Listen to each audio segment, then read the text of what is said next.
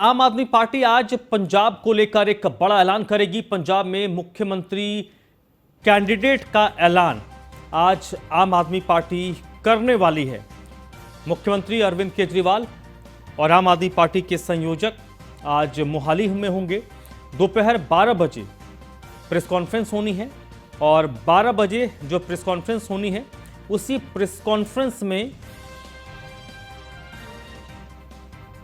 आम आदमी पार्टी की तरफ से पंजाब के संभावित सीएम फेस के नाम का ऐलान होगा। लंबे वक्त से आम आदमी पार्टी के लिए पंजाब में सीएम फेस को लेकर एक राय का होना एक बड़ी चुनौती रही है और आम आदमी पार्टी के संयोजक अरविंद केजरीवाल आज मोहाली में होंगे। दोपहर 12 बजे प्रेस कॉन्फ्रेंस होगी।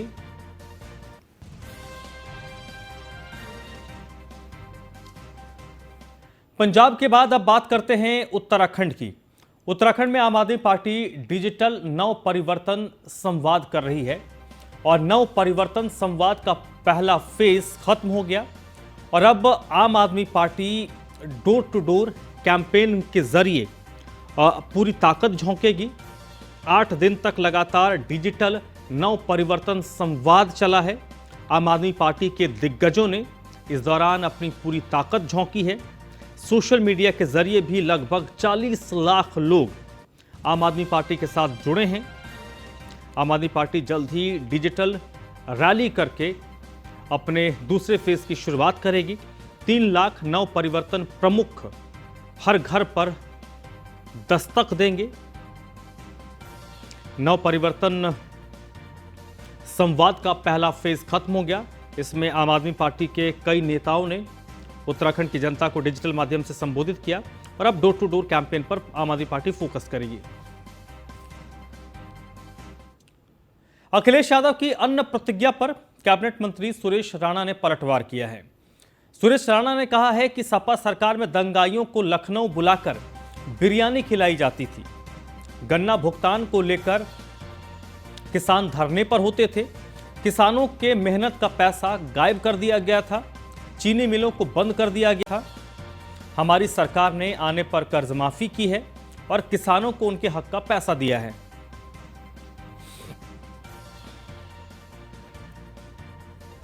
हमने 22 चीनी मिलों को अपग्रेड किया और जितना समाजवादी पार्टी सरकार में और बसपा सरकार में 10 वर्षों में गन्ना किसानों का भुगतान नहीं हुआ, उससे ज़्यादा 1,55,000 करोड़ रुपए का गन्ना किसानों का भुगतान करने का काम किया तो उत्तर प्रदेश की योगी सरकार ने किया।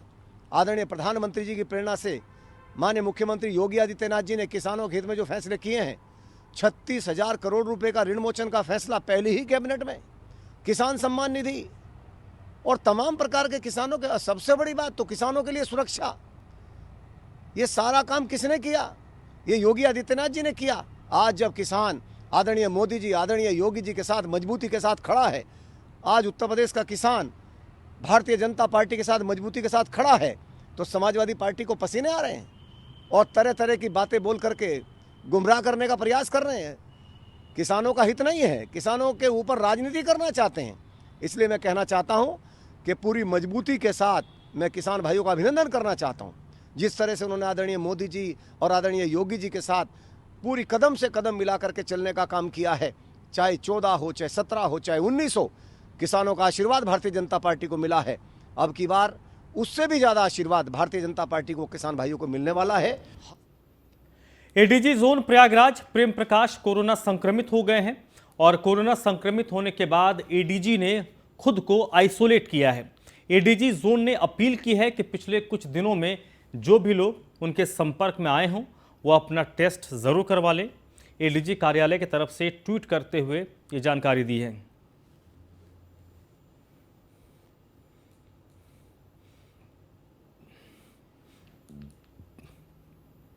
10 फरवरी को पहले चरण में 11 जिलों की 58 सीटों पर वोटिंग होगी, जिसमें 25 सीटें ऐसी है जहां बीएसपी बहुत कुछ कर सकती है। चुनाव जीते ना जीते, लेकिन बीजेपी और सपा में जीत हार को तय कर सकती है। आखिरकार बसपा से सपा को कहां-कहां नुकसान हो सकता है, क्यों खामोश रहने के बाद भी मायावती खलबली मचा रही हैं? आखिरकार खुद जीतने से ज्यादा मायावती कैसे सपा को हरा रही हैं? पश्चिम में कैसे बीजेपी की राह आसान होती दिख रही है? इस रिपोर्ट के जरिए समझिए।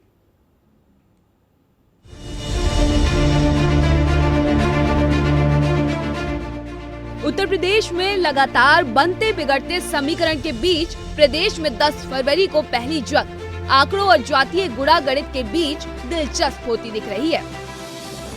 भले ही सियासी जानकारों की माने तो बीजेपी और समाजवादी पार्टी में सीधी टक्कर है। सपा और आरएलडी गठबंधन को पश्चिम के प्रश्न में बेहतर उत्तर मिलने की उम्मीद है, लेकिन जातीय और सारे समीकरणों को देखेंगे तो कई सीटों पर बीएसपी के उम्मीदवारों की सपा के प्रत्याशियों से टक्कर होगी। एक दूसरे के वोट कटेंगे और इस खेल में बीजेपी को फायदा होता दिख रहा है। 25 सीटों पर बीएसपी कर रही खेल, 15 सीटों पर बसपा से सपा को नुकसान,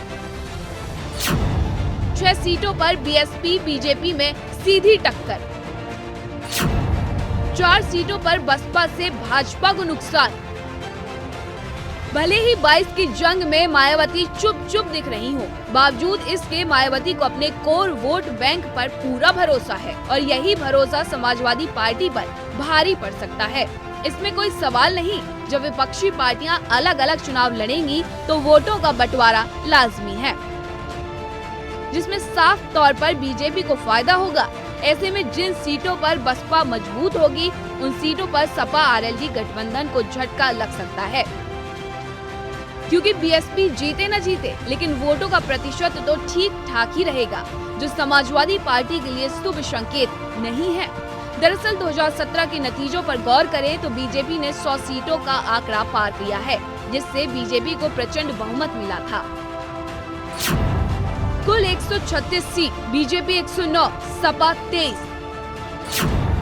बसपा 3, आरएलडी 1। 2017 विधानसभा चुनाव में पश्चिम के नतीजों से बीजेपी बम थी, लेकिन इस बार किसान आंदोलन का कुछ हद तक असर हो सकता है। हालांकि बीजेपी के लिए राहत की बात यह है कि अब किसानों में नाराजगी कम होती दिख रही है। हमने 22 चीनी मिलों को अपग्रेड किया और जितना समाजवादी पार्टी सरकार में और बसपा सरकार में 10 वर्षों में गन्ना किसानों का भुगतान नहीं हुआ, उससे ज्यादा 1,55,000 करोड़ रुपए का गन्ना किसानों का भुगतान करने का काम किया। चाहे 14 हो, चाहे 17 हो, चाहे 19 हो, किसानों का आशीर्वाद भारतीय जनता पार्टी को मिला है। अब की बार उससे भी ज्यादा आशीर्वाद भारतीय जनता पार्टी को किसान भाइयों को मिलने वाला है, और जो किसानों के नाम पर ढोंग करने वाले हैं, घड़ियाली आंसू बहाने वाले हैं, ऐसे लोगों को किसान पूरी तरह पहचानता है। तो पश्चिम में बीएसपी के जातीय गणित से सपा का खेल खराब हो सकता है तो बीजेपी को फायदा पहुंच सकता है, क्योंकि पश्चिम में बीजेपी का अपना वोट बैंक है और बीएसपी के सारे गड़बड़ाता समीकरण आखिरी मौके पर ठीक होता दिख रहा है। Bureau report, news 1 India.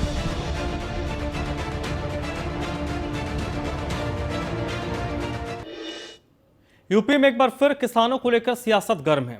किसानों की लहलहाती वोटों की फसल सभी काटना चाहते हैं, इसलिए किसान नेताओं के बीच जाने का सिलसिला भी शुरू हो गया है। 2 दिन पहले गठबंधन के उम्मीदवारों ने भारतीय किसान यूनियन के अध्यक्ष नरेश टिकैत के दरबार में हाजिरी लगाई, जिसके बाद चौधरी टिकैत ने सपा आरएलडी गठबंधन को समर्थन देने का ऐलान किया, जिससे बीजेपी खेमे में खलबली मच गई। वक्त की नज़ाकत को भांपते हुए बीजेपी आलाकमान ने तत्काल केंद्रीय मंत्री डॉक्टर संजीव बालियान को नरेश टिकैत के पास भेजा, जिसके बाद अब भारतीय किसान यूनियन अध्यक्ष के सुर बदले नजर आ रहे हैं। नरेश टिकैत पहले गठबंधन को सीधा समर्थन कर रहे थे, लेकिन अब सबको आशीर्वाद देने की बात कर रहे हैं। और दूसरी ओर सपा और बीजेपी में खुद को किसान हितैषी बताने की होड़ मची है। दोनों के अपने अपने दावे हैं, लेकिन अब सवाल है कि किसान किसके साथ खड़ा है, किसके वादे पर किसान भरोसा जताएंगे।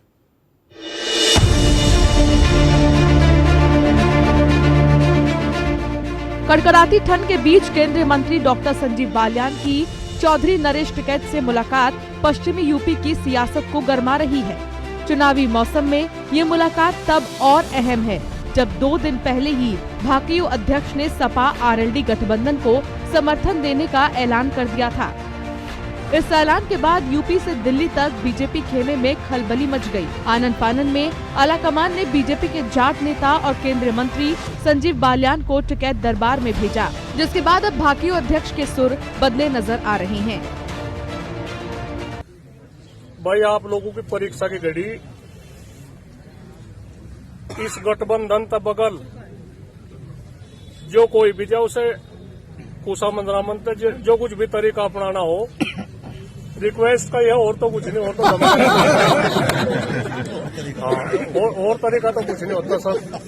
अच्छा व्यवहार सारे को काम आवे और बड़े अच्छे तरीके से सब मनाने की बात है और इस गठबंधन को सफल बनाओ। किसी भी पार्टी का कोई भी प्रत्याशी होगा, किसी भी पार्टी का होगा जो कर पहले टिकैत साहब के जमाने तय है या जो आते हैं, हम तो अपना वो का वही बना कर रखने और सब आशीर्वाद देने। वोट मांगने की बात यहाँ से कोई ना करे। संजीव बालियान से मुलाकात के बाद चौधरी टिकट के तेवर बीजेपी को लेकर भले ही नरम पड़ता दिख रहा है, लेकिन अखिलेश यादव किसानों के मुद्दे पर बीजेपी को सवालों के कटघरे में लगातार खड़ा कर रहे हैं। आज अखिलेश ने अन्न संकल्प लिया। सपा सरकार बनने पर किसानों की हर समस्याओं का समाधान करने का आश्वासन दिया। साथ ही लखीमपुर की आग फिर सुलगाकर बीजेपी पर जबरदस्त हमला भी बोला, तो बीजेपी ने भी पलटवार करने में देर नहीं लगाई। अंग्रेजों की सरकार में भी ऐसा जुल्म नहीं हुआ होगा जैसा भारतीय जनता पार्टी की सरकार में हुआ। जलियांवाले बाग में सीने पर गोली चलाई अंग्रेजों ने और यहाँ पर जो शांतिपूर्ण तरीके से आंदोलन खत्म करके अपने घर लौट के जा रहे थे, पीछे से जीप चढ़ाई। उस सरकार से क्या उम्मीद करोगे? इसीलिए हम संकल्प ले रहे हैं, ये अन्न संकल्प ले रहे हैं। जिन्होंने किसानों के साथ ऐसा व्यवहार किया है उनको हटाएंगे और हराएंगे। उन्होंने प्रेस के माध्यम से कहा वो किसानों के बड़े हितैषी, अगर वह हितैषी होते तो उनके शासनकाल में किसानों के हित में कोई काम तो हुआ होता। उनकी सरकार के समय में गन्ना का भुगतान तक नहीं होता था। मेरे किसानों की फसल सूख जाती थी, बिजली नहीं आती थी। मेरे किसानों की फसल किसी आपदा में बर्बाद हो जाए तो 2-2 साल तक मुआवजा भी नहीं मिलता था। और वह किस मुंह से किसान की बात करते हैं? अपना लड़ो, कौन किसके आशीर्वाद की जरूरत है? सबको अपना मैदान में आगे तो अपना काम करो। किसने आंदोलन में क्या करा होगा, किसने गांव के लिए गरीब के लिए क्या करा होगा, तो सब जनता जानती है।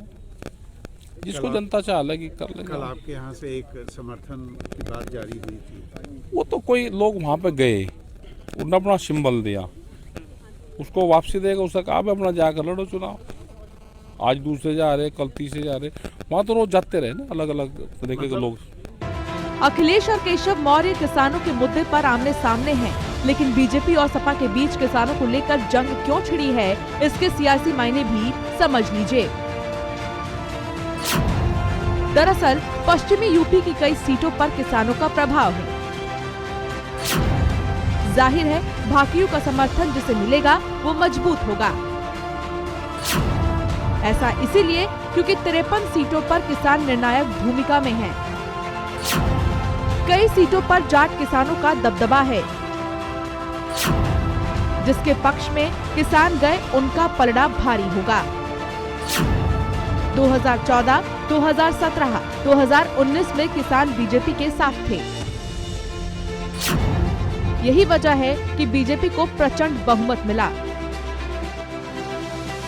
बीजेपी किसानों के वोटों की ताकत को बखूबी समझती है और यही वजह है कि डॉक्टर संजीव बालियान को आलाकमान ने एक्टिव कर दिया है। लेकिन अखिलेश भी आपके किसान वोट की लहलहाती फसल को काटने के लिए पूरी तैयारी कर बैठे हैं।